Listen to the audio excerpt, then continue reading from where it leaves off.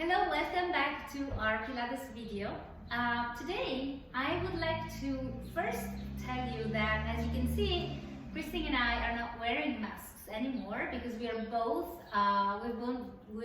we've both been, we both have been vaccinated at least 15 days ago, but more than that, both of us. We just wanted to tell you that with private clients, when only 2-3 people are in the studio, if everyone is vaccinated and everyone is comfortable with that, we can finally take our masks off to exercise. Only if it's up to, we always ask the clients if they're comfortable with that. So, that being said, I have been working for my cardio, doing videos, HIIT videos, so high intensity interval training videos, which for those of you who don't know, are videos where we do many different exercises at a high pace, a fast pace, to raise your heart, and you alternate those exercises with moments with pauses. So you are moving continuously your heart rate up and down, and that is supposed to improve your cardio and all the aerobic advantages of aerobic exercise. I noticed though that sometimes there's, especially one exercise that is not performed correctly, which is what is called the bicycle crunches. It is an abdominal exercise where you lie down and you crunch and you twist your body. So since that happens to be also a Pilates exercise, which we call crisscross, I would like to spend time today and show you how we as Pilates teachers perform and teach that exercise, and maybe you want to try and apply that to your HIIT training or your gym visit, wherever you find that exercise in your routine, because that gives you less chances of getting injured and more chances of really improving your abdominal strength. So let's get on to the mat. So the exercise crisscross is like so. You bend your knees into your chest, your hands are behind your head at the center back of your head, and you lift your head and chest up. Very good. Twist your torso to one side, extend your opposite leg out, and then switch legs as you twist your torso to the opposite side. And do that again. Twist and twist to the other side. And then pause for a moment and rest down. So now let's break down the full exercise, and as usual in Pilates, we try to maintain some parts of the body stable while some other parts move. In this case, for our style of teaching, the pelvis is stable and it's in a neutral position. We talked about the neutral pelvis in our previous video.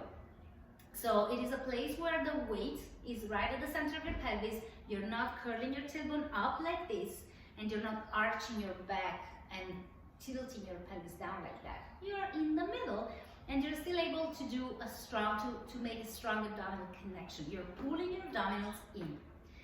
That being said, the pelvis will stay like that when the knees come into the chest. The heels are together for now.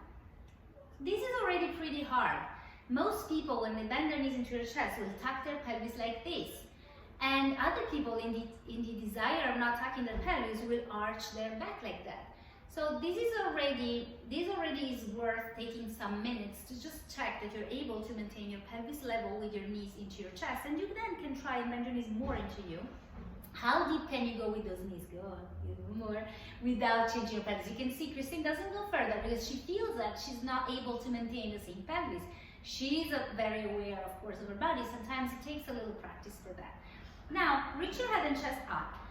And as you can see, Christine still has a very nice long neck, and she's looking to the ceiling where the wall meets the ceiling. She's not looking into her abdomen and crunching her neck like that, right? Stay there a little longer so they can see. So now her chin is into her chest, her neck is all compressed, and she's not really coming up from her chest. If she looks up though, and she tries to come a little higher, then she's using her abdominal muscles. Very good, let's go on now. Twist your torso to one side, extend your opposite leg out. What happens here when things go wrong is that the whole hip will twist, and you will see that your legs go random ways. Where we try to be is centered on the pelvis with one leg straight forward and one leg in, as much bend as you can maintain your neutral pelvis. What about the head? She has a nice long neck still, and she's twisting from her chest. Do instead the elbow twist. Many people do this. So this is cheating. This looks much better, much bigger, but you're only moving your elbows.